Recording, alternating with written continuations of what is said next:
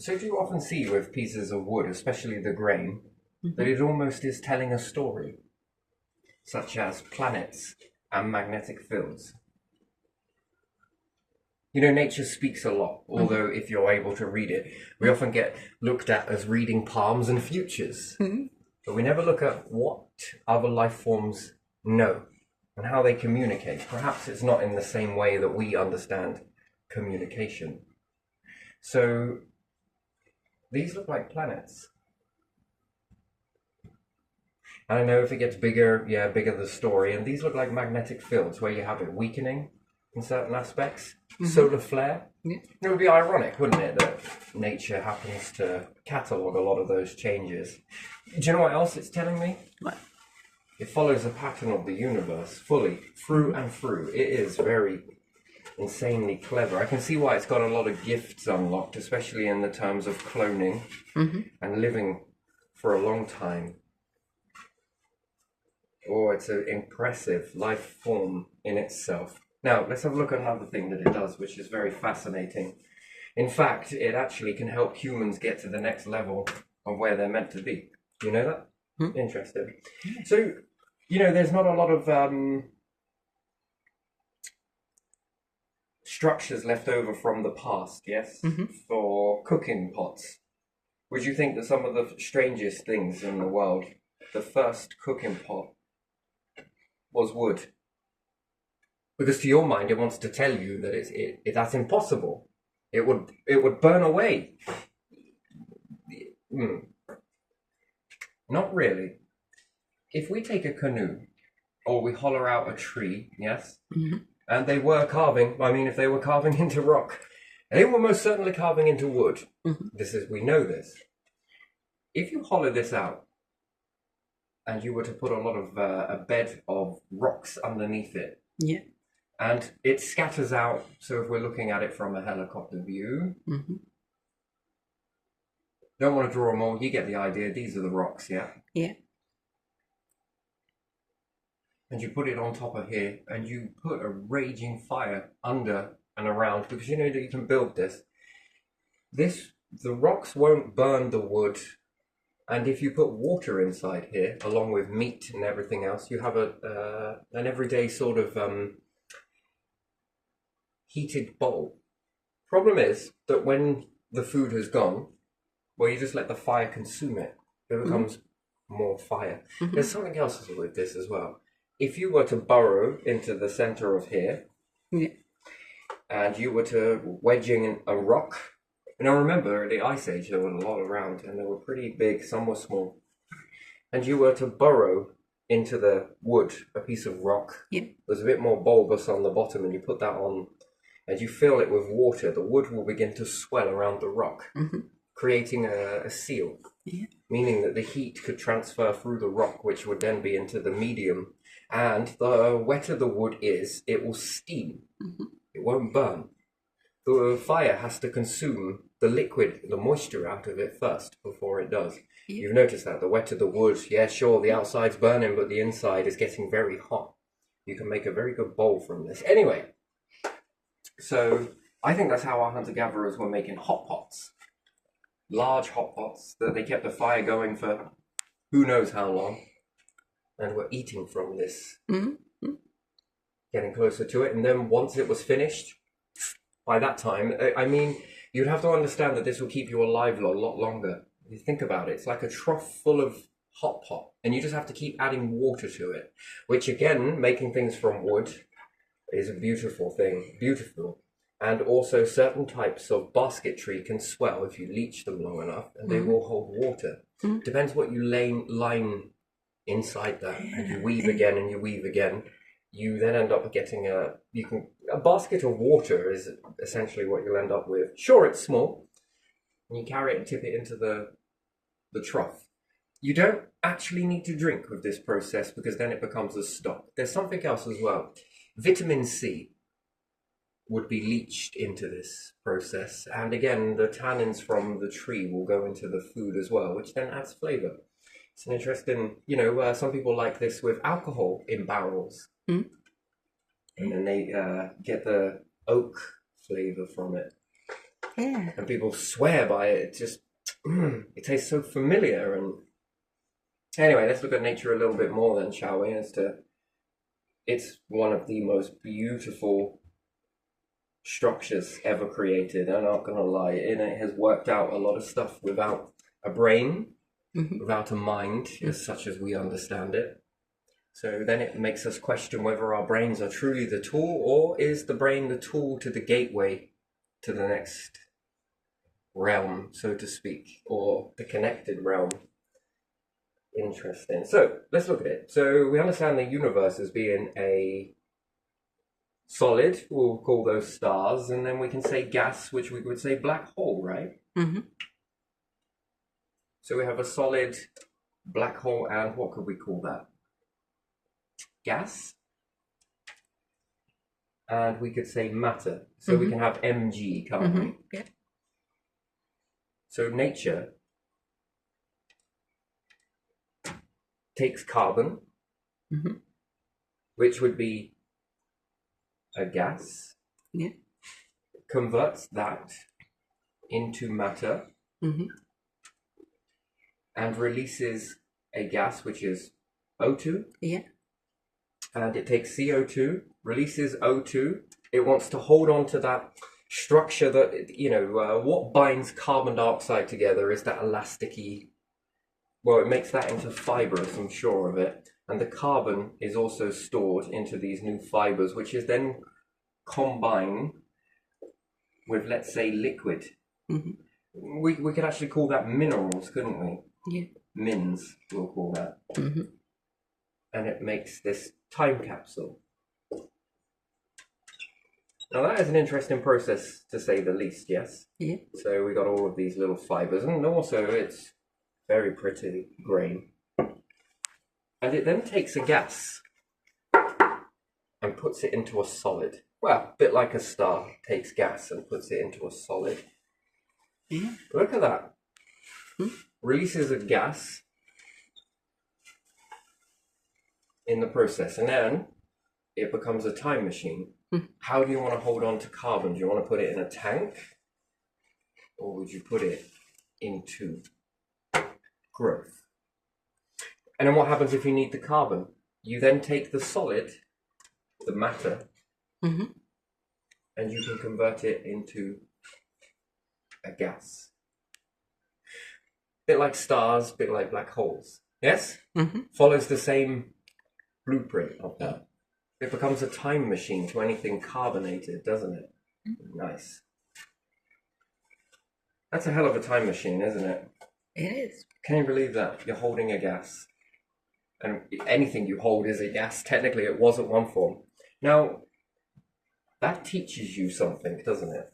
That when you read nature for what it truly is, and there's many other things as well, that's impressive, isn't it?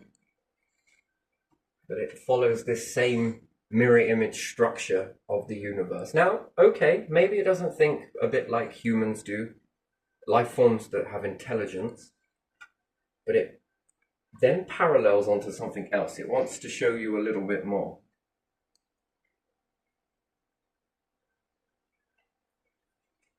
You say that you can't get blood from a rock, yes? Can you get blood from a rock? Everything in your brain is going to be screaming that this rock, I'm telling you, you can get blood from it. You'll be saying to me, no, it's not possible, yeah? Yeah. That's I would ridiculous. be asking how to do that, I don't know. How to do that is a better question than knowing the answer and saying, no, that's not possible. What happens if you diffuse the rock, which is matter, into gas?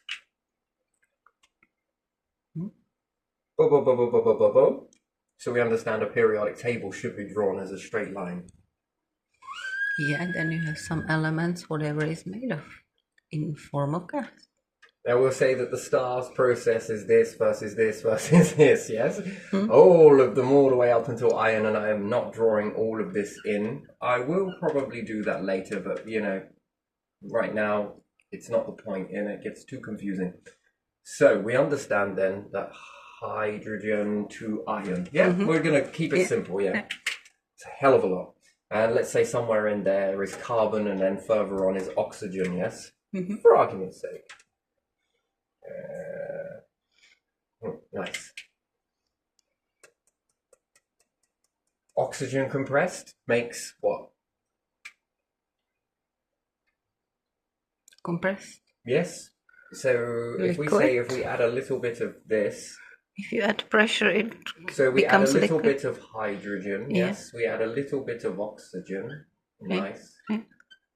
Now, what's the one thing that it's going to need? These would be a nice gas and abundant and breathable and everything else. But now, what happens if we add pressure? You have water. Depending on how much, yes. What happens if we then, now we have a new substance again, now we have another. What happens if you freeze water? Then you get ice. Yeah, what happens if you heat it? Vapor or steam. But you need the ingredient, all follows on this, yes? Yeah. Remove the pressure and do you get those things? Now you go back to this and then binding these two together. So the pressure becomes the binding strip then, yes?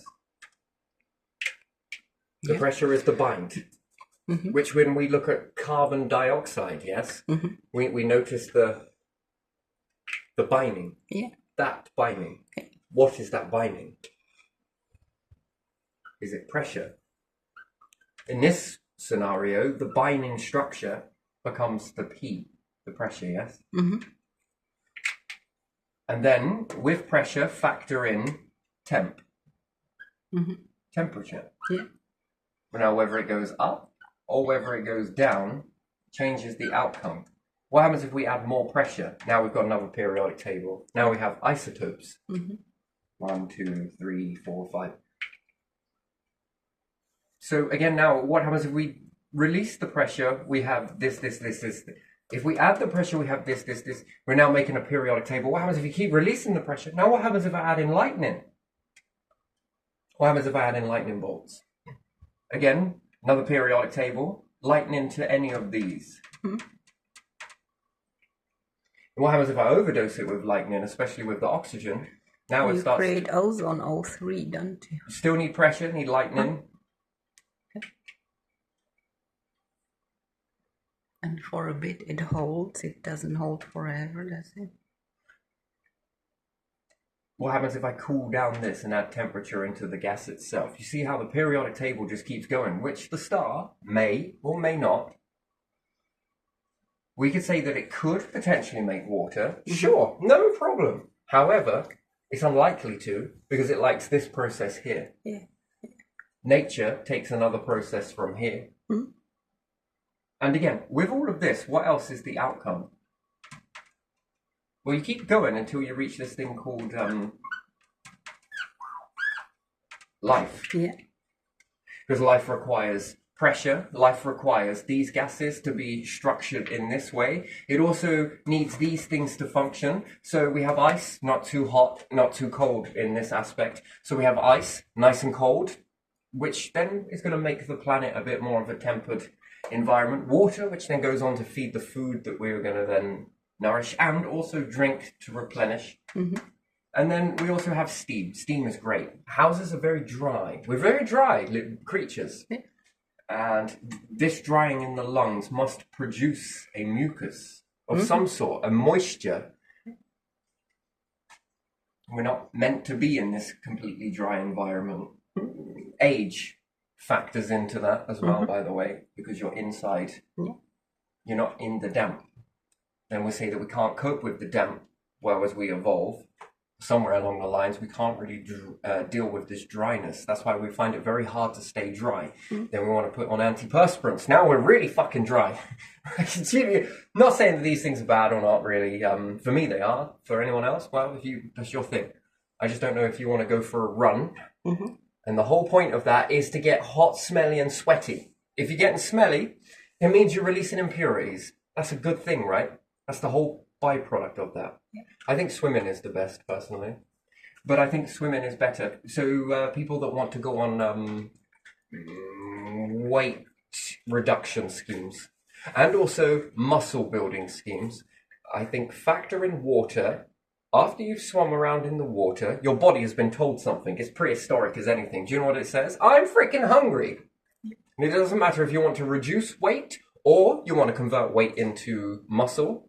You then become hungry after you've had a good go. And really put into it. Don't look into any mirrors. That would be a trick. You can't see progression, so you would have to not look into any mirror when you do this. And then after a set amount of time of doing this, after 6 months, try and avoid all mirrors. Then look at yourself after 6 months. You need to create what you remember, and when you look in it, and you'll notice the difference. So much so that it will feed your belief system to keep going with this. However, when you get out, it's about eating the right food. Now, why would humans go swimming through water? What would they pull up if they were wading through water? As hunter-gatherers in planets where it's rich with water in the beginning and rich and abundance of life forms in the rivers.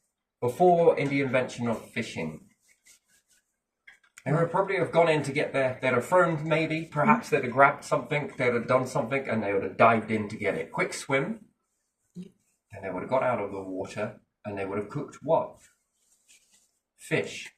So I think a good diet, after you've had a good swim, if you want to convert weight into muscle, or you just want to and some water plants probably would be at that time. So it would be good to have decent fresh fish, which could be salmon, could be stuff like this. So we know this has been quite popular everywhere, really. Salmon, trout, yum. To eat that afterwards with the right amount of potatoes, because it's carbohydrate and protein. This actually looks like more of a survival food. Survival food is the best way to reduction on weight and to build muscle without doing any effort, because you're already in that. You're natural. Humans probably weren't running around to try and catch after their food. Too many trip hazards. No, Running with sharp objects is probably not it. But water and the shores, collecting some mussels and animals that live on the shores when the water recedes. And it seems impossible to believe because of the belief system around a fishing rod, net, spear, and everything else. But you can catch fish with your hands. You got to be patient, but once you learn it, you learn it. You don't forget. In the old times, definitely, because even in medieval times, they described that it was easy to go somewhere with at that time nets and get out a lot of fish. So what about old times? Even more, because it was not but because you're constantly wading against that water. You see, and exercise gyms and different things like that work on specific muscles at a time. When you're in water, well, it's using a lot of it. It's using quite a bit. That's why you get so hungry when you do it. And keep you warm, your body as well. So that's another energy spent, isn't it? And it keeps the pools going, and in revenue as well. It can become part this, part weight loss, and you've got to be able to swim it, put into it until you feel hot.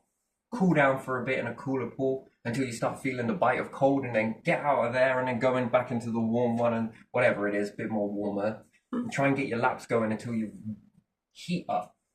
You want to be sweating, but no one will notice that you're sweating. And then if there's groups come together to do that, that's when you'll notice it. I think you'll understand that. And also treading water, that's fun. That is incredibly fun.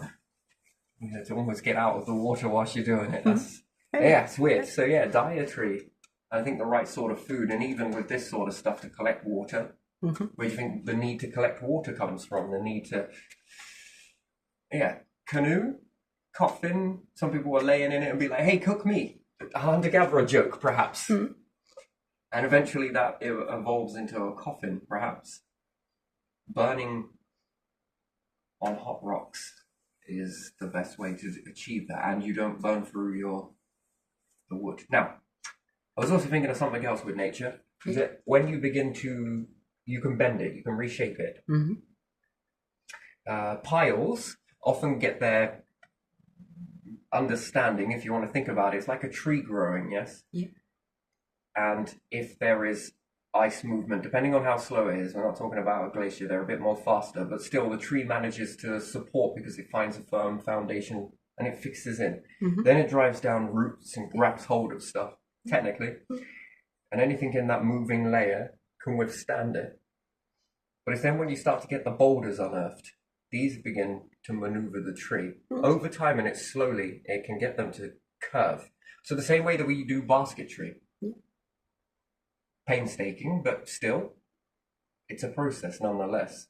Where did that process come from?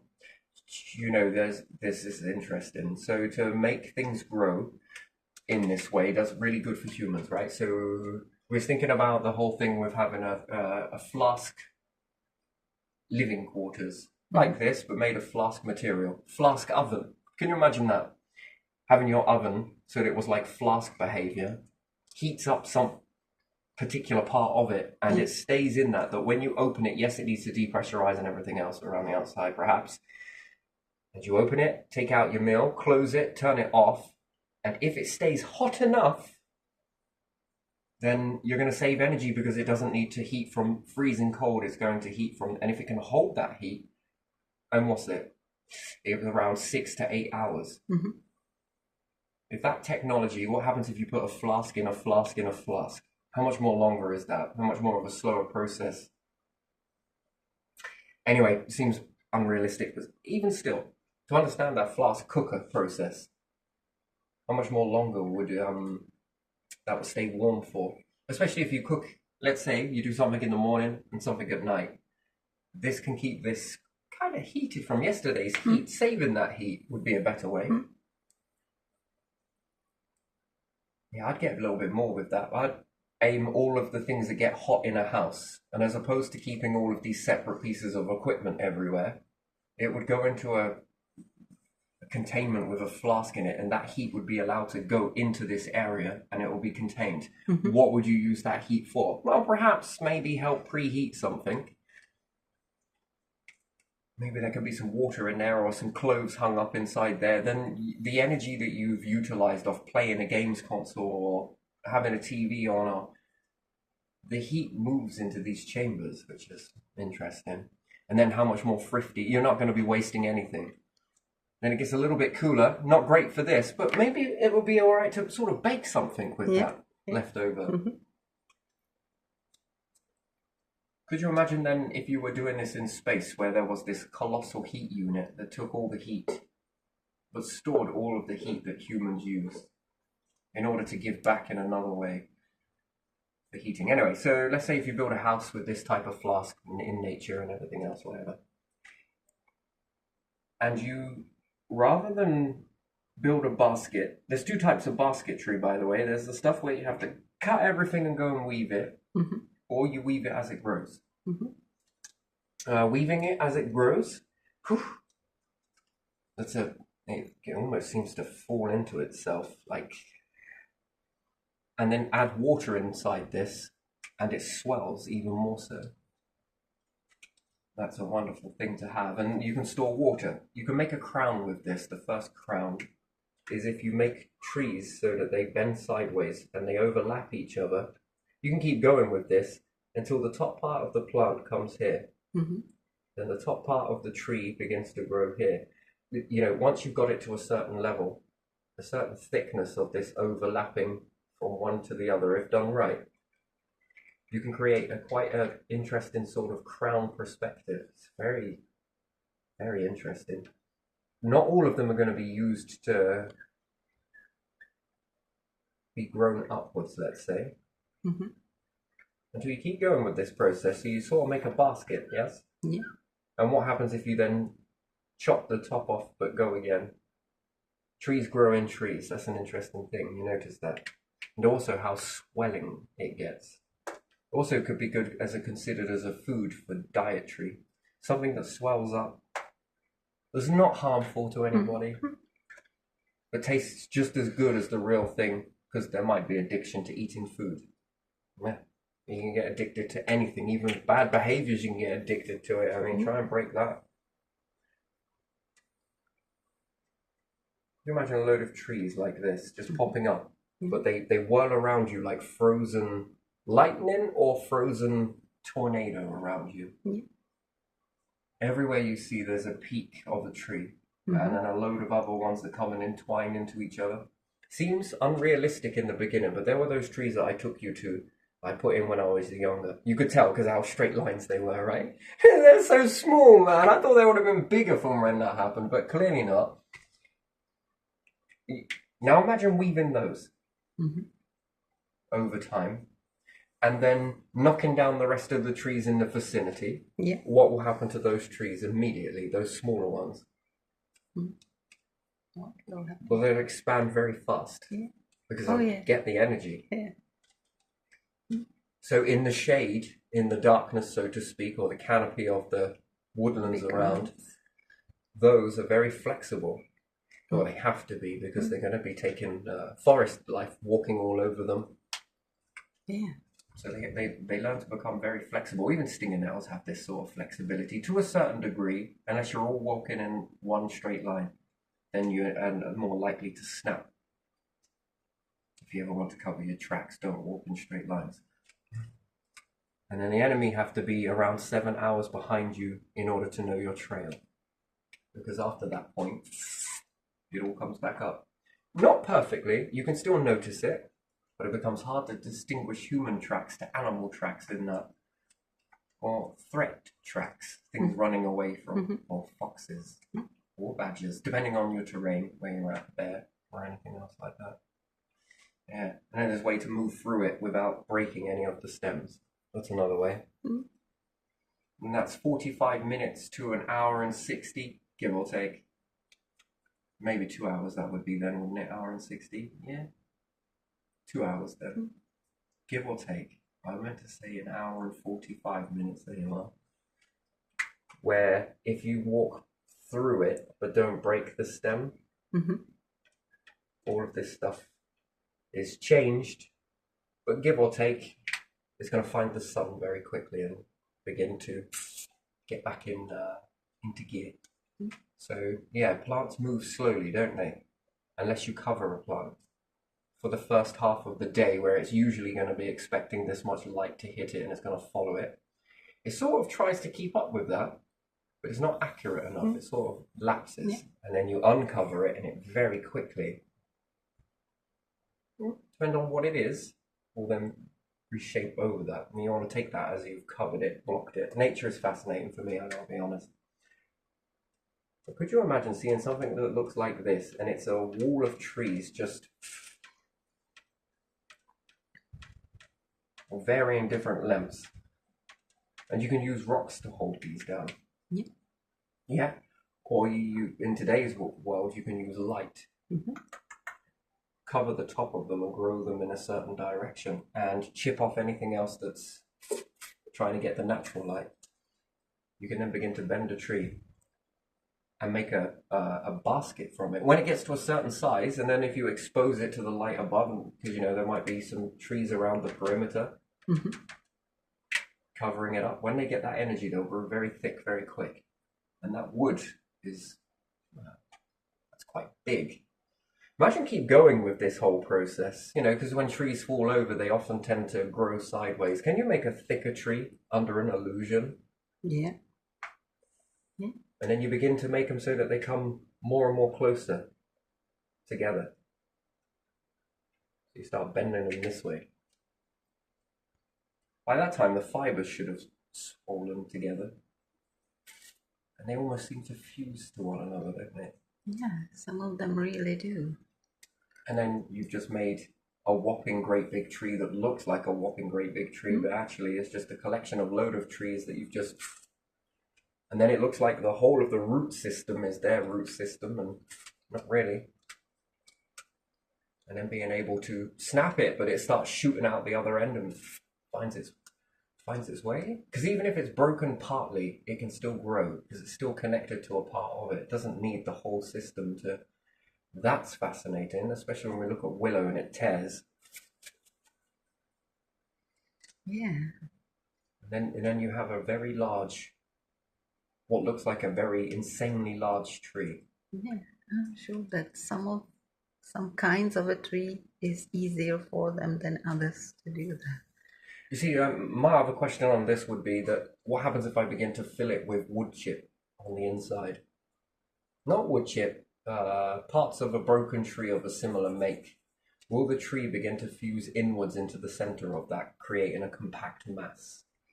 I was thinking about peeling the bark in the middle on some of them, not too much, so they can touch and The fibers begin to the grow together. fibers feel and they feel the sap or whatever is called the liquid, and then maybe they would share the sap and fuse.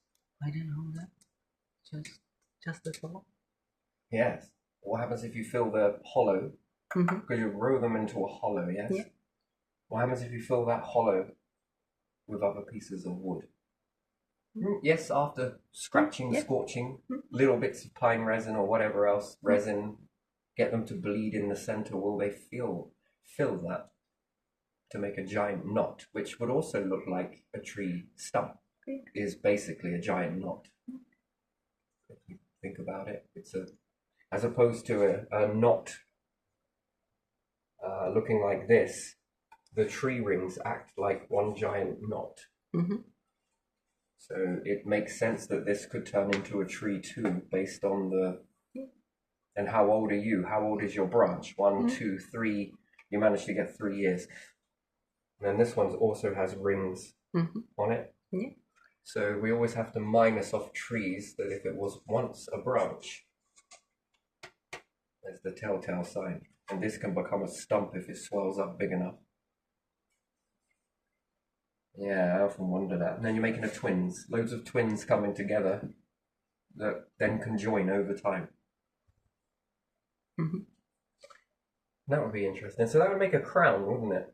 And then depends on what grows at the top. Especially if it was willow, you could then begin to weave these together. Yeah. And then you have a roof. Mm-hmm. Then you have your first church, wouldn't you? Pagan, no. Celts, Celts, either or. It rocks and patience. Yeah, it's beautiful stuff. Anyway, so for me personally, this is more about long-term space travel. You want to hold it as a gas? Well, if there's a meteorite happen, well, you lose gas. Could you imagine finding a way to bind oxygen together with this?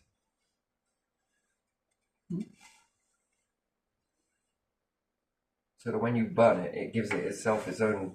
It creates more carbon in the process, but still also releases oxygen too. I mean, that wouldn't be great for fire. That would be a hell of a fire risk. But there again, carbon is pretty damn flammable, isn't it? Yeah.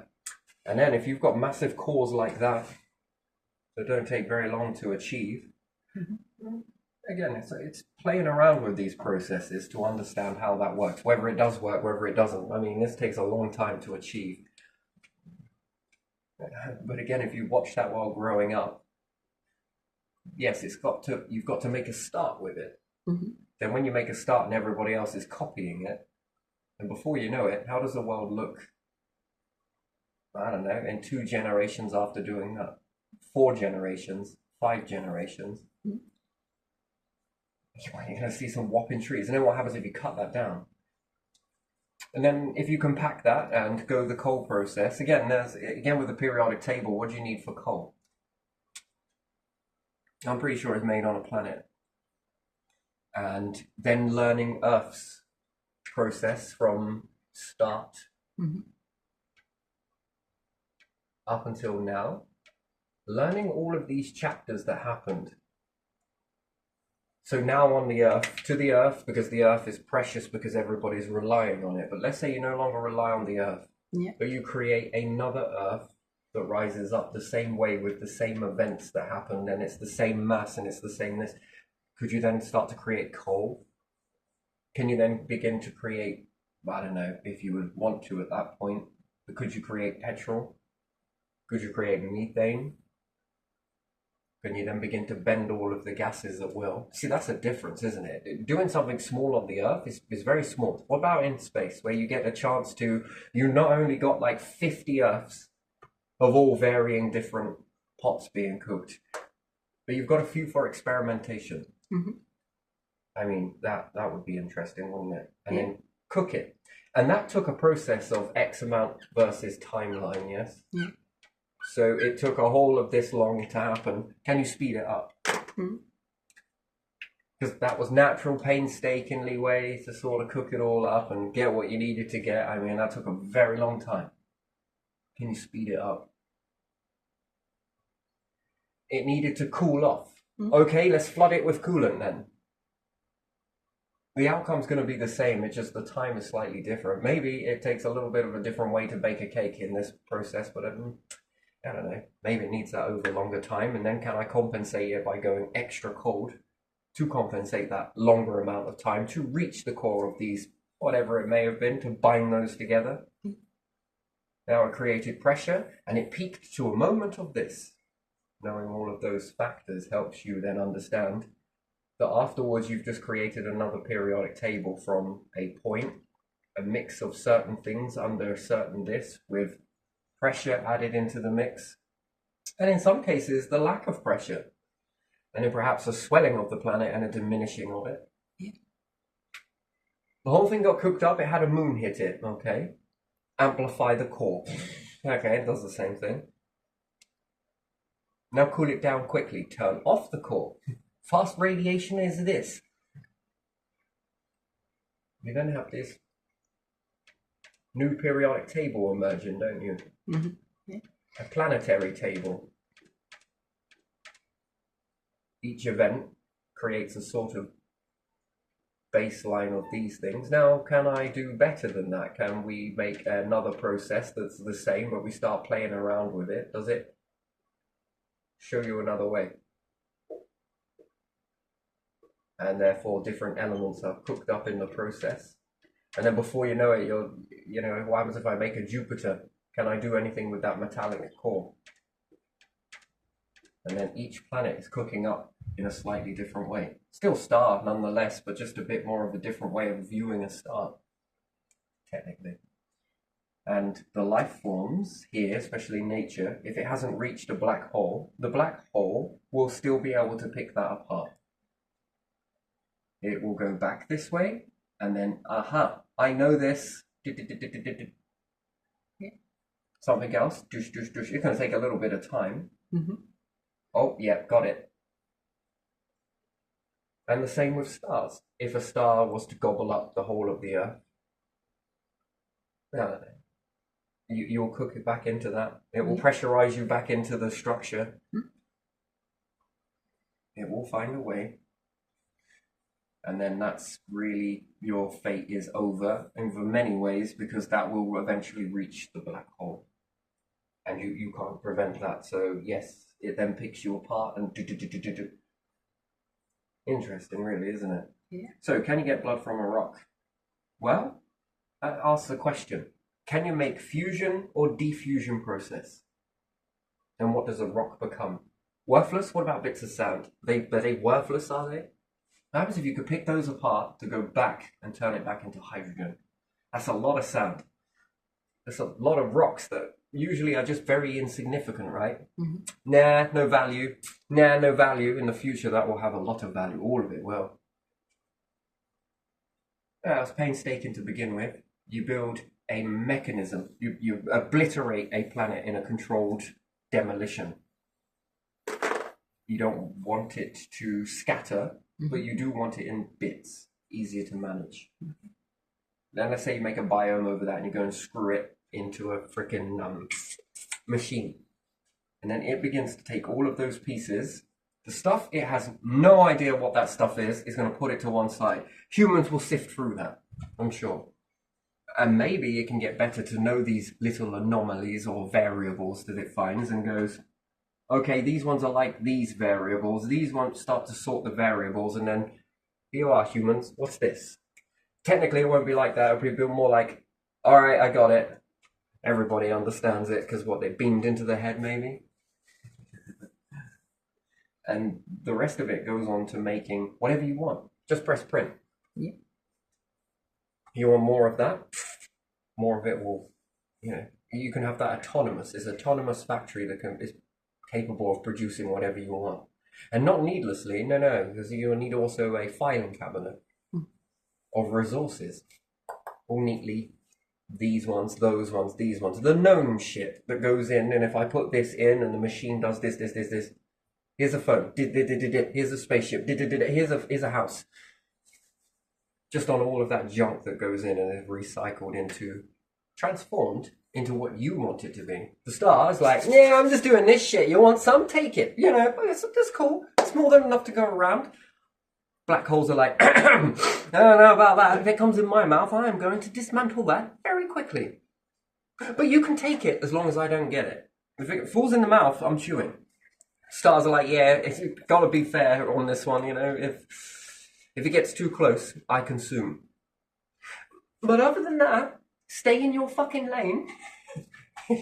Well, for now we will, Star. We'll be back to examine you in the core later. You know, and you can do what you want with all that stuff. And having this all sorted out, and then you get the variables, yeah? Mm-hmm. Okay. The hell is this shit? Never seen this before.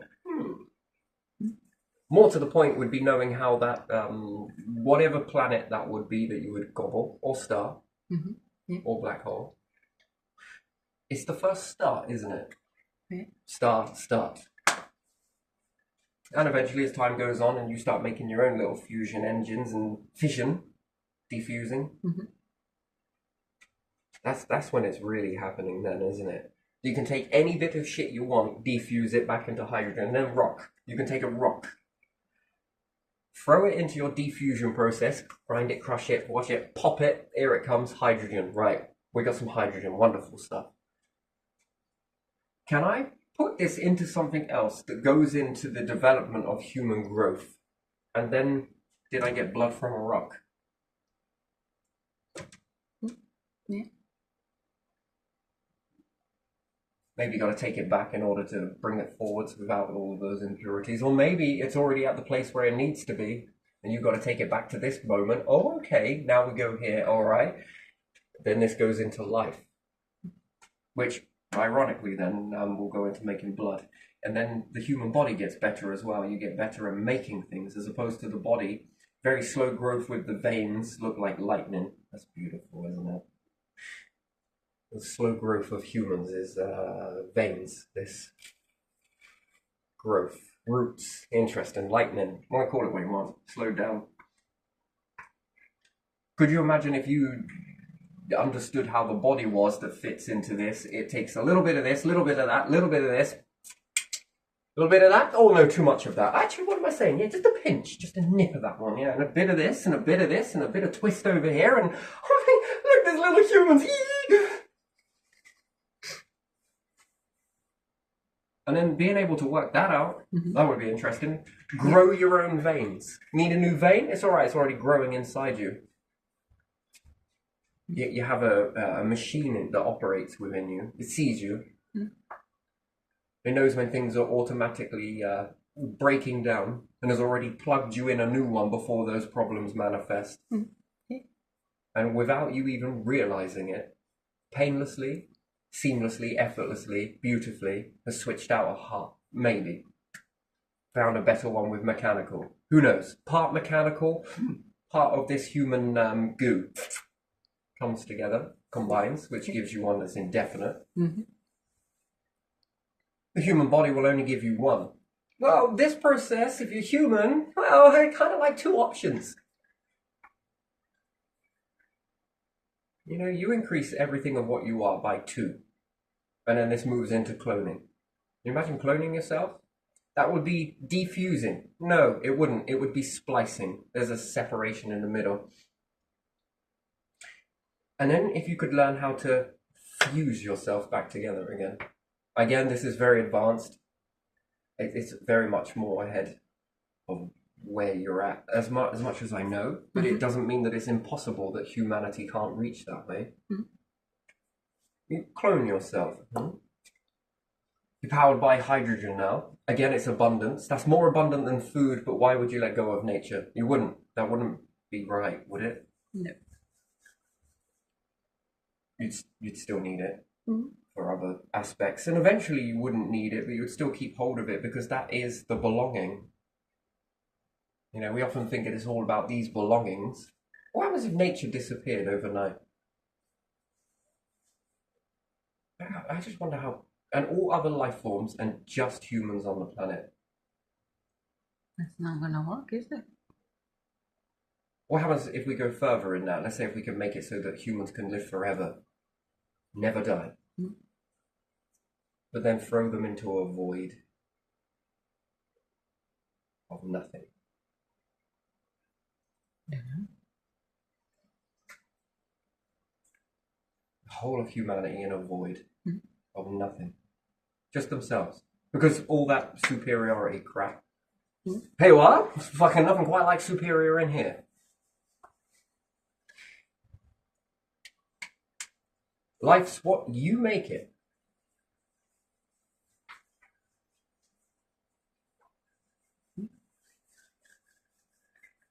No help. No one's coming to save you. I mean, just be in that type of a moment yourself, you know? What do you think about that? What are you gonna do? I don't know.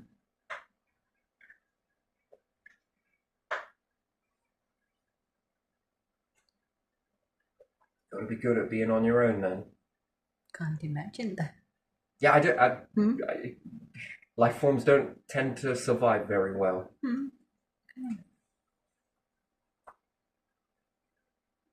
You're very different. That would be an interesting way to toughen a life form, wouldn't it? Yeah. What if that's part of the protocol that you have to go through a moment like that? Well, it's going to train you, isn't it? It's perhaps going to train you.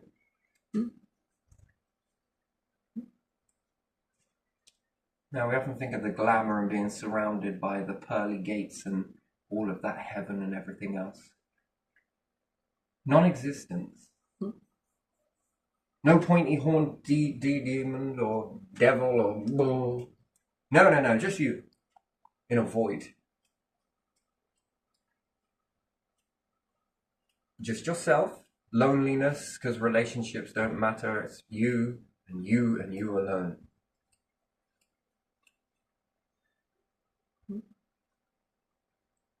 None of the creation. None of it, because you don't want it. Just you.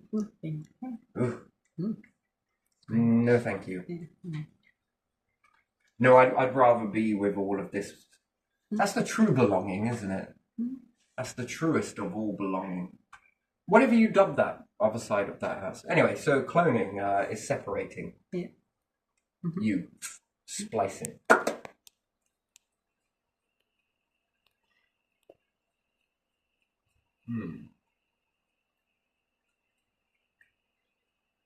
What happens if you fuse back together again? After one goes on a journey learning over here, another one goes on a journey of learning over there. And when you come together, you're essentially still the same person, and even when you were separate, you're still the same person, but you just come back different somehow. Where did you get all of this information from? You've just taken 1, and you've just taken 0, and you've smacked it together, and what have you created? Another 0?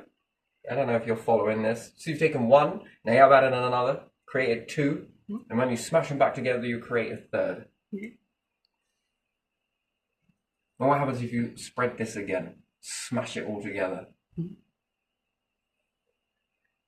Now, let's do this further. What happens if you have a different version of yourself on a different planet? Experiencing different extremes, different capabilities, and then smash you back together again, all of you. What's that type of data growing inside you? That knowing. That's what it is. That's knowing. And assuming that it was a body being a vessel, does that become like a multi-adaptable vessel? Do you think? Would you think that they would become a multi-environmental vessel? Right. Let me give you another example. Let's say if you could clone yourself to, let's say that there are 50 continents on the planet. I don't know, whatever. 50 different nations, right? We're just going straight out with 50, yeah? You split your one vessel into 50. Each one of your vessels goes off to each one of those nations. Yep. Let's say we're going to split you. We're going to keep the one, the main one that started the journey off, And then we're going to make 50 versions of that. Those 50 are going to go. This vessel is going to stay out the way. And when all of these come back, they're all going to smash into that vessel. Fuse, yes? Yeah. A bit like the universal cycles, yes? So Yeah. we've got defusing and separating, which is a bit like space and black holes and further and further. I think one of the layers of the black hole is space. Yeah. One isotope, if you want to call it that, then the mouth of the black hole, another out isotope, then another onion layer, another isotope, another isotope, another isotope. Yep. Nice. And stars perhaps are a bit more reverse of that. Technically, they extend through the planets being mass and everything else. They don't seem to be a bit more massless. And you slam all of these back together. Mm-hmm. Do you think they could speak every language? Know every culture? But then what would you do with that information? That's the next bit. I think you learn a lot with that information. Interesting. So you become knowing. Yeah. What happens if you found 50 planets with life forms on it?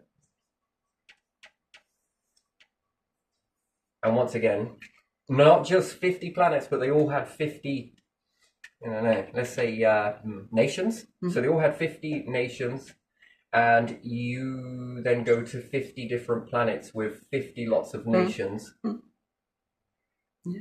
and then walk the path there. It's a bit more knowing then, isn't it? Yeah. You would never know if anything in this universe, okay, past the frequency in the loop, you would never know if anything ever walked among you. No. How would you know? But it would know you intimately. That's interesting, isn't it? And you can't learn about something from the outside, yes? What if you could shrink your awareness down? Because this is what a phone is at the end of the day. What if you could shrink your awareness down? Let's say we made a robot that was capable of going anywhere inside the human body. Anywhere at all. It's minute. I think... gotta be careful about how I draw this, because I might come out a little wrong. Alright, this is good enough. I was going to draw a stick man, but anyway, let's just give you some doodly little shorts there as well. Give you some little stick legs. I love it. This is good. Alright. It's going to be smaller than that. But let's say that your awareness could shrink down into that robot inside your body.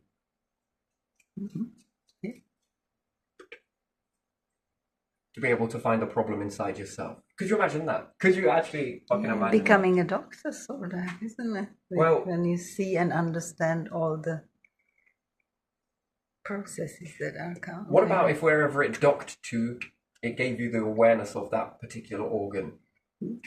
Right? This sounds weird, right? Until you get to the brain. What say if it could get into that awareness area, but make you more aware from an internal point? As opposed to external. See, we only know the outside layer and humanity and this and all of this stuff out here so well, don't we? We operate in this thing that we don't see called a body most of the time. We dress it. Yeah, we know it only We've got to from make it look good. From some X-rays or MRI machine pictures, but that doesn't tell you much, does it? It tells you, oh, it has this shape or has that shape or that is cracked or broken. But you don't see more. So you can look at the building from the outside, a structure, and be like, oh, that's pretty awesome, that. Looks pretty nice. Yeah. How do you truly know the structure of the building? Well, you go inside it, right? Yeah. Then you're inside it. Looking around, a bit like inside the body, really. Yeah. But then you still don't know it fully. Because what about in the cavities? What if you could get in those as well? Yeah. Just sort of walk through it. Yeah. Ah, there is a problem inside here. Then you come out. Well, I never saw that from the outside. I had to go in to see it. That's interesting, isn't it? Could you imagine that? A little awareness box. That's interesting. Anyway, so with cloning, could you imagine it with education, learning something? Could you imagine it for productivity? Yeah, that's how stuff should be used, or whatever is invented. To go deep somewhere and look. Could you imagine if any life forms figured this out? Any of them, anywhere. It would bring a whole new meaning to the word battle. That would be pointless. You'd know you'd won it already. What if you had, I don't know, 9 billion of you, but you had a way to clone yourself up to 50 times. 50 times 9 billion is... Have fun with that. And then what happens if they could clone those again? And again, and again, with that knowing? They did all the cloning in the beginning to learn lots of stuff, and then...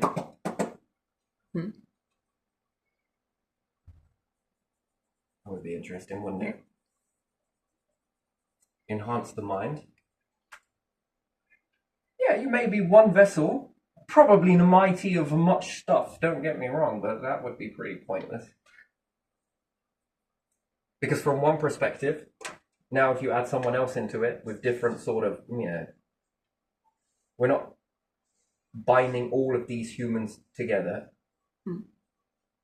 I used to ask the question, what happens if you made the whole of humanity run together until they were one?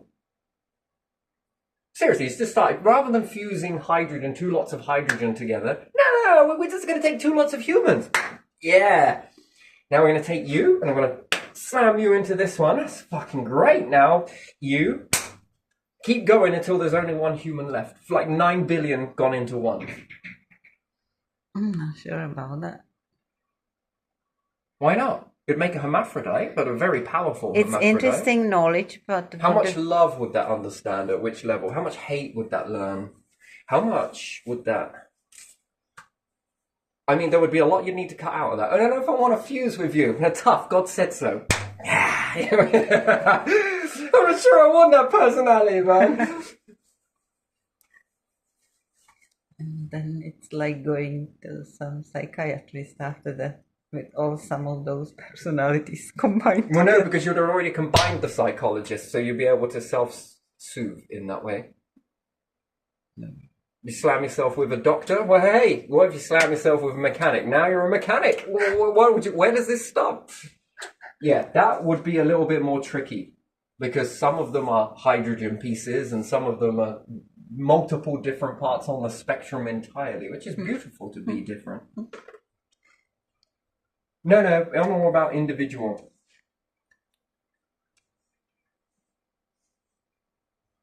The only thing that would be different, the variable, would be what they learned and how they transformed. And the knowledge is the main part.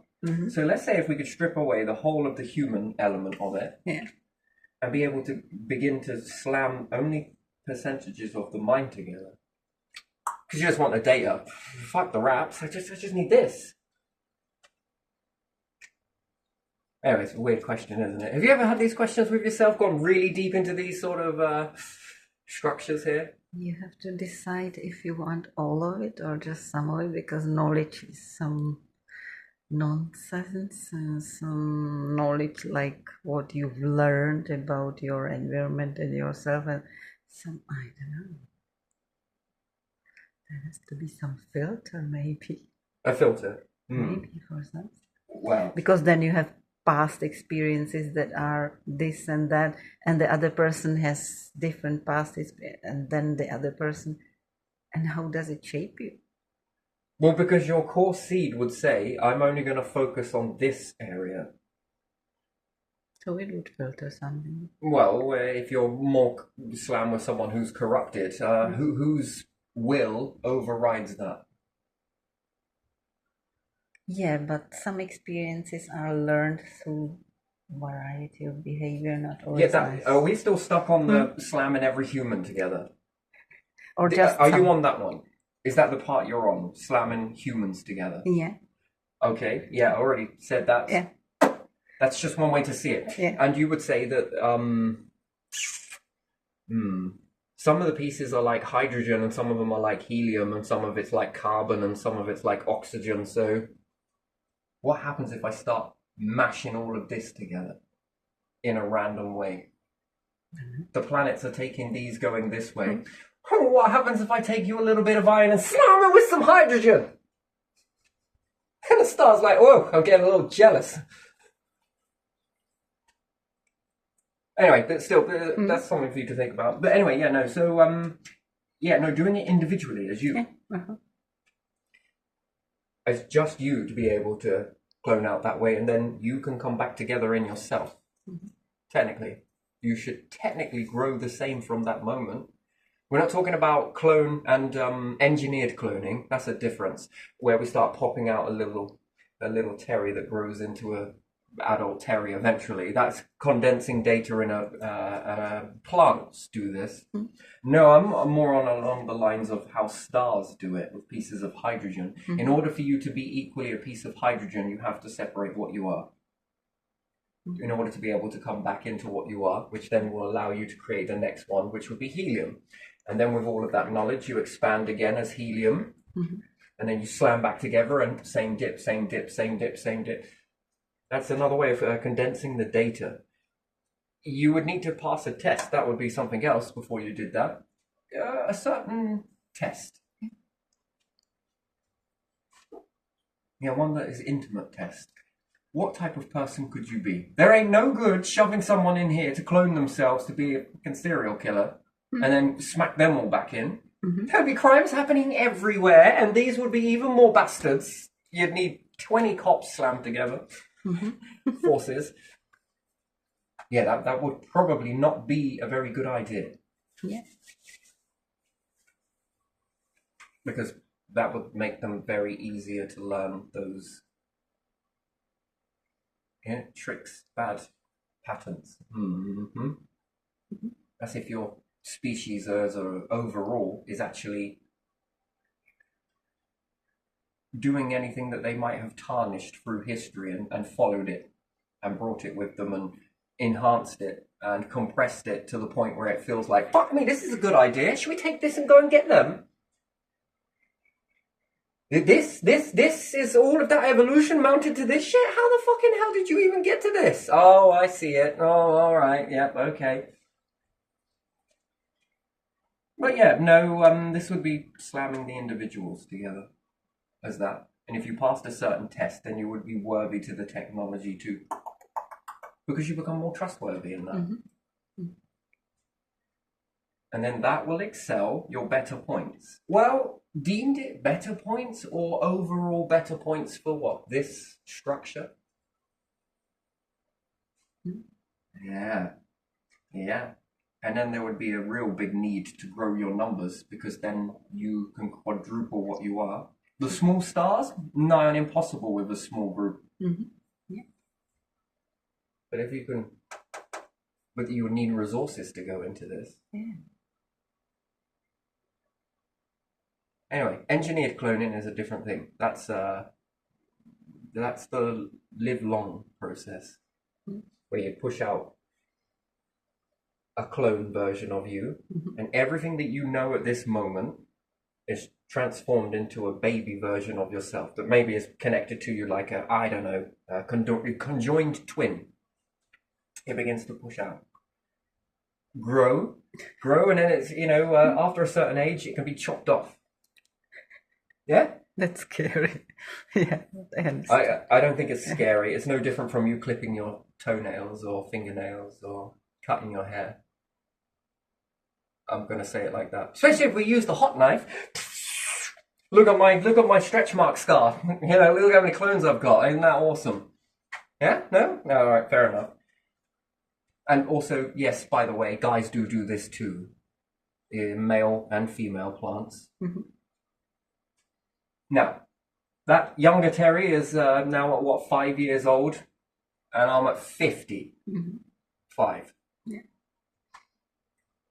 My vessel is going to die off, but technically it isn't because there's now a 5-year-old. And it depends on how many of these clones I push out. Mark my words, I could be a busy fucking boy. Push out another clone. So now it's, I love this. This one I run away with quite a bit.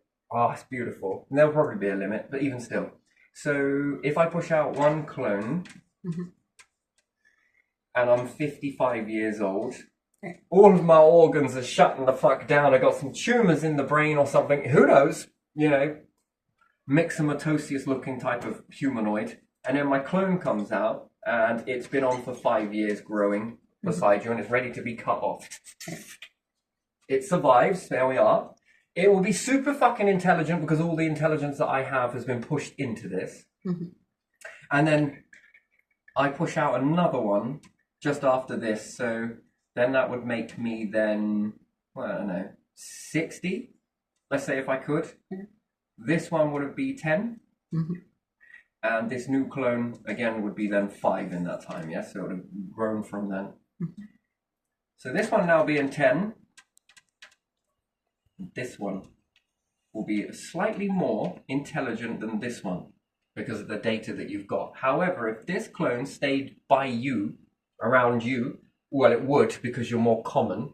And then you're going to need girlfriends. I mean, come on, it's no good you being, you're going to be lonely. And then your partner begins to clone out for the clone. I mean, relationships, controlled and everything, but still. Could you imagine that? It's like, I don't want to imagine that. no, you must imagine that. This is great for the churches. How many people will be getting married? You'll be getting married, won't you? Yeah, they said, yeah, they'll be getting married. So there's a lot of money going into there. Knowledge. And then let's say this original Terry, sadly, departs from here and his energy goes back into the... Never mind. These ones are still here. So did I really go anywhere? Yeah. Or did I just sort of, in here? And then these grow, and then they get to 55 years, and the same dip happens again. And then there's more clones pushing out, and they've condensed that data. Einstein only got 1 lifetime. What happens if he got 2 in this process? What happens if he got 3? What, 4, 5, 6, 10? What happens if it never stopped? He'd just keep growing that fucking knowledge, wouldn't he? And what's beautiful about that is he would become a hypocrite, which would be beautiful. Yeah, but you said this though, Einstein, didn't you? Look, huh? So it means this shit is bollocks then. No, well, then you don't understand the way ideas formulate then, do you? Get it wrong how many fucking times, Edison? And then you get it right, yes? But it didn't stop there though, did it? What did that come from? Starlight? I don't know. Fire? What else did it come from? Making light. Whale fat. Trains, all of this sort of shit. Candles. What else? Anything else? And then what? Then we have Edison's bulb. And then what did it do? Now we have LED, SMD, infrared. All comes from a very long line of... If only I could take one of those small things from the sky and bring it into my house or my little shelter somewhere. I'd be able to read this book if I had made a book. I'd be able to carve in the pyramids with this. Yeah. Or that thought process come from somewhere and voila, now we turn the lights on. And Louis the Great, no? I am going to do this with, I'm going to light up Paris. Was it Paris or is it France? Never mind. Paris. That's what we're going to do. And Edison's like, oh yeah, I want to make a bulb that you can turn on and off with this thing called electricity. Of course you will. Fail, fail, fail, fail, fail, fail, success. I'm going to try and make fire. Fail. I'm going to try and do this. How do we make that lightning thing? Oh, it sparked. It was like that lightning shoot that hit me. Hunter-gatherers running out of the Fenlands now. This fire. Frank set it off. But anyway, could you imagine that data from that existence? And again, life can change, can't it? That's eternal life. That's one way of eternal life. Yeah. This. And you couldn't really put these clones back together. But it's a good go. Nature's already doing it. Not putting it back together, but cloning, cloning, cloning. How old is that plant? How much knowledge does that plant have? If it's, well, I don't know, it should have died a long time ago, but based on it cloning, another one, another one, another one. It's knowledge, if knowledge is shared, which we don't look at plants like that, but we look at humans and we say the mind, yes? That enhancement of all of that data, all of that learning. So the longer you're here in existence or aware of your existence, the more you know, right? The more you figure out, the more you... And that comes from this type of cloning, and that's... well, this can happen. This can happen to any life form that's there. Axolotus? It's more legs, isn't it? Limbs? Yeah. And that's interesting. Do you think they will be the next ones that start cloning? Well, I mean, that would be interesting. And then if you were to study that and then break through that, people will be like, there's no way you'll be able to break through that. Yeah, they're on the verge of making fucking fusion. Come on. Go, yeah, okay. And diffusion? Well, if you're already on the verge of that, I think this is pretty possible, isn't it? You'll never die in this process. Well, as long as none of your... One lot of human, which would be one lot of you. Mm-hmm. Well, that's a maximum waiting to happen, right? That increases your danger. 2 lots of you. 3, 4, at different locations on the planet. Mm-hmm. Petra here met a great big flood because there was a tidal wave and died. All the other Petras are still here, though.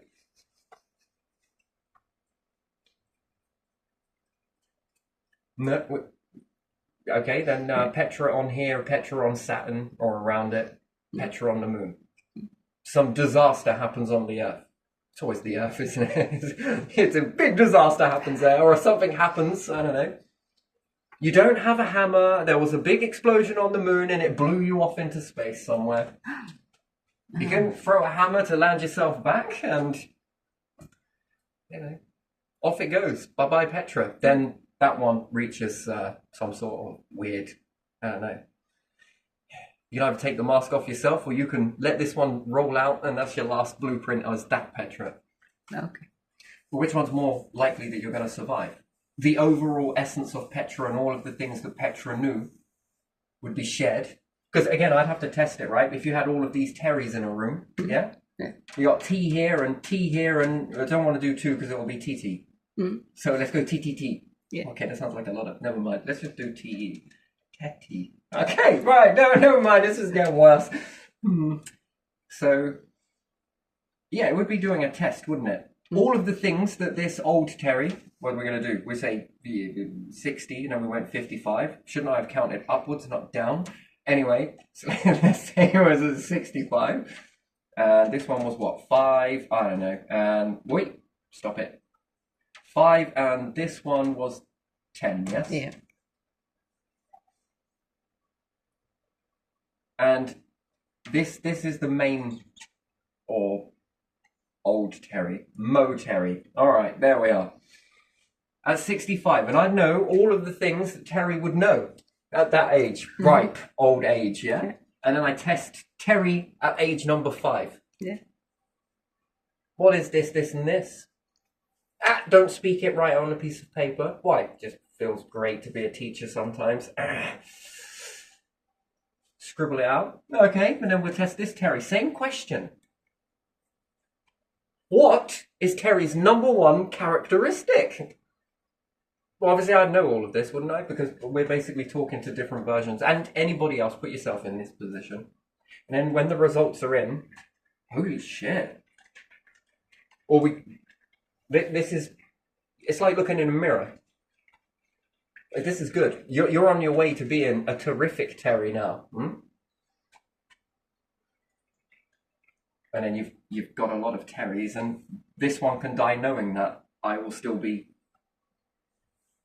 Now you see, that's the bit. We don't know how that will affect us. Do you? Can you predict that you don't know this Terry or this Terry here? I cannot fully predict because they will go through their own influences when they separate from you. Yeah, but the baseline will hold on. The baseline of this Terry will condense all of that information over 65 years and not a day over, let's say. And this Terry is going to grow, and hopefully we'll know, and this will be another thing as well that you would find out, what happens if this person here has the same diet, the same everything, and this one ended up dying at 65 to a related illness, illness X. And this one will grow to the age 65 and get the same illness. And this one will grow to that age and get the same illness. Then after X amount of clones, what happens if this illness age starts to shift? Older and older and older. And then the same information that comes in, because obviously the diet might change. There is a factor of that. which then would let you know that if you go back to default, this Terry obviously knew best. Now this one's knowing best because it's living a lot older and it didn't get this defect. But it's now got another defect. And then the next clone comes out and probably goes towards that way. It'll be hard for them to go on different paths, trying to occupy the same space at the same time. They would reach different psychology. But now, what do you think there would be in the mind? Do you think there would be a bridge formed? Would we say telekinesis? If they're still alive, would there be Telepathic? Telepathic, perhaps? See, that's a question that you can't answer either way unless you actually tested it out. What happens if you made multiple clones of yourself? And we'd say we would look at twins. Not on about that. Similar. That happened in a stage where it was unknown. How many of you remember back when you were in a womb? I think I remember being back in a womb, but I can't be sure. And is that filled in later on because, that's the is it or isn't it? The brain can fill in. It's very unlikely that you would know that. Connected to that motherfucking engine. I mean, there's a lot of oxygen coming through here. I'm feeling a little bit funny.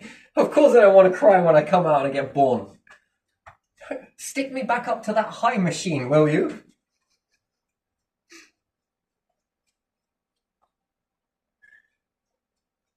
Yeah, probably shut down a little bit. Then we have to adjust. There's a lot going on in those moments. And all this newness, I'm just going to forget about all of that, being connected to that generator. Seriously, it's like connecting a hamster to an elephant in comparison, isn't it? Every time the elephant breathes, the hamster's like, oh my God, it's spiritual enlightenment. Oh, sorry, but yeah, Could you imagine that? Yeah, sure, the hamster might not be able to keep the elephant alive by breathing. The elephant will be like, oh my days, can you breathe faster? But the elephant takes like even the slightest, and the hamster's you can imagine that, it eats something. That's what it's like when you're connected into there's a hell of an engine in it. And you're born into Earth, and it's like, yeah, it's good, but it's just not the high I'm after. Anyway, but still, with this sort of process, what's this bridge here? Is there a bridge? And because you're aware of it, and the clone will be aware of it too as it grows, that's a different way of conceiving, isn't it? With more knowledge, that's being born again with this level of knowledge. That doesn't always get passed down. It's more hidden. This one becomes more visible, and maybe not to begin with, but after time, because the more you become aware of it, as opposed to being born, you're so young, undeveloped. You're just not developed enough as you're in that growing ratio to be aware of that link. And perhaps it's right there in all of humans, and especially twins, maybe. I don't know. Egg splits. Perhaps that channel is there. But it's being aware of that channel. That's a different story entirely. You can walk past multiple things and not realize it's there. But this might put you into that awareness. Aha, there's something. Wait a minute. If I do, yeah, I heard that. Well, what did I think then? Nosy piece of shit. You said you thought this. That's interesting. I'll be hankering for an egg sandwich, and these ones will be eating it. I mean, that would then be like, wait, what? We also made you one. I thought so. So maybe it won't be as a direct thought, communication comes in, but it might be like something stupid like a craving that makes, and then this is in what? X amount of years? What happens if you fast forward this to 1,000 years of making Terrys? Oh my days, heaven! No, I'm just kidding, but still, could you imagine that? 1,000 years worth of cloning. By that time, the original Terry is long but gone, but his essence is still felt within the current Terrys. And all of that data that this Terry had, and that's the same with you, your data enhanced. Can you imagine that? You would literally become something like, you just keep compacting that data, wouldn't you? Compressing it, and then being aware of all of the changes. Whoa, that would be interesting. So that would be one way to do it. That's cloning. That's eternal. If all of the clones end up, then I guess that is death once again. Mm-hmm. And then if you're able to then literally clone from these, no matter how old they are, at what version these clones, that's two combining of clones. One clone is this version of cloning off you like a plant in a bulb. And then there is cloning on top of those clones. And where you've got cloning, in that way, whoa. Could you think about what you could do? And then it becomes a new workforce, doesn't it? How many of you, if you could then clone off of here, had an idea to achieve something, what could you do? Well, I'm going to need this many terries to build that many. I'm going to need about this many screws. So if I'm going to need this many drills, I'm going to need this many terries to hold those screws and drills. All right. Now, how many terries would it take to lift up this? You become a whole ant colony of terries. I think this is too many terries. I don't know if I like this at the moment. Devouring a planet, converting it into whatever you want. And then if there's others, 9 billion worth of that happening. Whew. 9 billion terries? No, I think no. Even that's too much for me. Actually, I don't think that's enough. Exactly. I think that's a pea head. But anyway, no, what about 9 billion of people doing this type of cloning? So then we'll double that. And then each one having the ability to enhance their dream. When we put this into art, right? You're making some sort of art sculpture. Mm. Well, what happens if you had more of you doing that? Everyone doing their own or all of them together? That's a question. Would they like to? Would they not like to? I'm pretty sure a Terry will get on with a Terry. Have you ever been inside my mind? No, you haven't. So, yeah, you understand there's a lot of getting on in there. So, would you ever get on with yourself? How do I know? Maybe with some of me, yes, and with some of me, no. You could be like, I know, let's go do this. And the other one's like, okay. You would never be alone again. Then I'd have to ask something as well, that if each one of them saw an object, they had to work out that particular object. Mm-hmm. And this is from cloning this way. Taking splices. Splice. Wait, another splice. Each one of these represents a Terry or a Patrick or a Daniel or a Amy or a Frederick or a Sarah. Doesn't matter. If they all saw the same event, would they all be able to answer it and perceive it in the same way? That's something, isn't it? Yeah. And then it would be how they would operate as a structure. Because right now we've got a lot of variables trying to get them to do one particular task, yes? Mm-hmm. Which is what building a company is, isn't it? Mm-hmm. What do you imagine if you had a load of clones doing that of yourself? You wouldn't only lift the company, you would also be the production of your company. Lots of Terrys sitting there and we'll rotate at times. Yay, I'm CEO tomorrow. Next one's like, oh, I'm the next day. That's cool. That whole structure, how much would we get put out efficiently? It would change companies, wouldn't it? Which it sounds very small when we talk companies, but when we start looking at planets and solar systems and how would you sculpt it? And then when it's all said and done, I don't give these clones a P45. Here's a cigarette. Here's a blindfold. Go walk over there. Why? Okay, next one. This past Terry tastes pretty good. No, okay, right, look, we're just getting... All right, there's one way, or you then fuse them together. When the job's done, we all fuse back together. Okay, so now we're capable of building this. I'll remember that next time. Oh, sorry, the cigarette and blindfold's still going around. Oh, that was pretty morbid, but even still. Isn't that how that's the human way, isn't it? Yeah. If it don't work, it must be broken anyway. Is this cigarette and blindfold? I don't know. This is every cartoon, isn't it? Yep. Yeah, and then if you could fuse these back together and yeah, that's eternal life. Mm-hmm. Kinda. That's eternal knowledge. Yeah, more knowledge than life. That's condensing the knowledge that you have. Yeah. You can view the system from outside, or you can get inside the system and view it. Mm-hmm. But that's pretty good.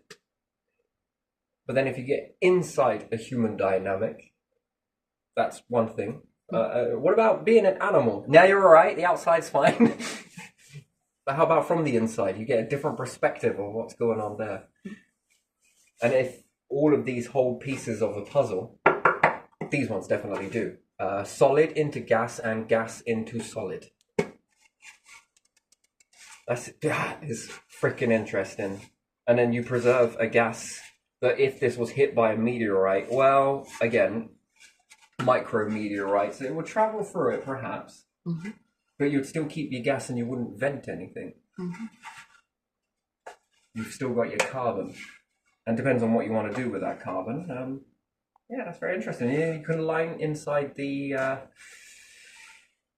if you build a flask environment, large flask house type process, and you line it with wood, yes, it's flammable, don't get me wrong, lots of things are. But you're saving that carbon, aren't you? Yeah. You're storing it. And for a time that maybe you do need it because you might over-oxygenate. Or you'd make more clones and they'll breathe it all happily. So that's then when you're going to need better technology, right? So making fusion and defusing and taking a rock and... What's your fuel source today? Sand. Oh, cool. Regaworth. Whatever you're doing and putting into that diffusion engine to make hydrogen to then power your body as well as you need it. Man, that's fucking... Yeah, any ingredient will do. And if there is heated hydrogen inside a black hole... No, I don't want to plug myself into that. How long is this going to take? Before poppy pop? Yeah, and then it makes you ask the question later on, can we make more of this stuff? Because if you take too much of that, expand too much of that, there is a limit to it. Then that hydrogen becomes no longer for making planets. It becomes about making vessels. But vessels in a void that are just vessels become pretty boring, yeah? And it makes a bigger question, the scarcity. Oh no, if everything's taking all of this hydrogen and we've... Another question starts to develop. But again, with all of this cloning, eventually beginning in life forms, I think that condenses the data. The condensed data is then more powerful in that aspect, that then you have a lot of knowledge that perhaps the next step is revealed, you know? And animals hold a lot of things. You know, people say that the subconscious mind is the most powerful thing, yes? As opposed to the conscious mind. Yeah. Then, if that's true, then how come we're studying humans and not animals and finding a way to open their subconscious mind to be able to intelligently decrypt that information from them, to be able to make sense of it, because they're walking around in this sort of subconscious state, aren't they? So what's their mind been picking up on that they're not aware of yet? Yeah, when you understand a snake, what are they aware of? In their subconscious, what's been computing in the background, just festering. And with the right spark, with the right... What could they then build from that? And it seems impossible, but again, evolution will begin to shape them in a way to make things a bit more possible. And again, interesting, what could they build with that data, and then move on to the next one, and what could they build with that data? And then it makes me ask another question, how many pieces of a puzzle are in there? You know, we're just one fraction of this thing called life force on this planet. And yet most of them seem to hold keys to things. They seem to know things. Is it accidental that this is, what, gas into matter? And if you burn it or it gets burnt, it takes that matter and puts it back into a gas. That's an interesting process, isn't it? It's a bit like the universe. Gas into matter, and then the black hole's like, you know what? I'm going to take that matter, feed me that matter. I want to convert that bad boy back into gas. Sort of medium, which allows the growth of life. Anyway, I'm going to leave this one here. It's a very flitty back and forth and everywhere else, and that's because it had to be today, I think. And I will expand upon these later, but yeah, trees, interesting, isn't it? Putting rocks down on those, and they begin to grow sideways around it. You've seen this, haven't you? Some of these trees that, and then they bamboo is another one, isn't it? That you can make it zigzag. Yeah, bamboo you can shape. And then it you grows can shape very it. quickly. Also, you can do this with fruit, yes? That you can grow it into heart-shaped strawberries or any shape you really want. Imagine doing that with a tree or trees, a bunch of them that grow together in a very tight environment. Can you condense the tree? Well, maybe it will kill it in the beginning. And then is there a time of adding more pressure or less pressure? What do we do with that? Do we make it a stronger wood? Can we strengthen wood to become very, very strong indeed? After all, it's carbon structure, right? So carbon is quite strong. Yeah. And it also can hold water, can't it? So if you imagine having a living barrel, that would be an interesting thing, wouldn't it? And it gets you thinking on something else. The birch trees all come together. And if you could tap them at the right year, would they fill up just enough inside there for you to swim and drink it all? I mean, that's a huge amount, right? That you wouldn't get that necessarily. Yeah, perhaps you would be able to sit there under a tree sort of like... But if you could make it pour into an area, and if you could carve something big enough inside the structure of these trees, a bowl, a large bowl, however you would achieve that, or multiple little bowls, who knows? Weigh it down with a few rocks and then another layer on top of that, stop it floating, and it will expand. You just got to give it time. You could wet it before you breach the trees, and then you let them leak. You get a larger amount, don't you? Which is interesting. And if you reduce this, if you boil it afterwards, you get a sticky like resin, which when added to water actually gives you back the same sort of flavor to it. It's an interesting thing, isn't it? And it gets very sweet, by the way, so you can add more of what it is and get more energy from that. Yeah. I mean, what could we do with that? Could we make better water systems with that? Yeah. Yes, we could. And if it's designed that when it gets damp, the tree begins to expand on the inside but contracts on the outside, how much more longer would it last? And what type of... because there's a lot of vitamin C in this. And our ancestors had quite the plentiful amount. So, and I think it comes from this. But to say that they were stupid, I think that's understatement. I think they were very intelligent. And I think they had a lot of patience to move things. And it was all fascinated with rocks. And the right rock pressed against something would cause this to grow out. And perhaps it would lift some of the rocks in the process as well. Which, again, would create an idea, a spark of imagination that you can do things with rocks. And then Stone Age ignites and they hold on to it. But not just Stone Age, there's also the wood is incorporated into this, which is fascinating. So yeah, and again, could you make a crane from this as well? Yeah, I don't know. Perhaps not.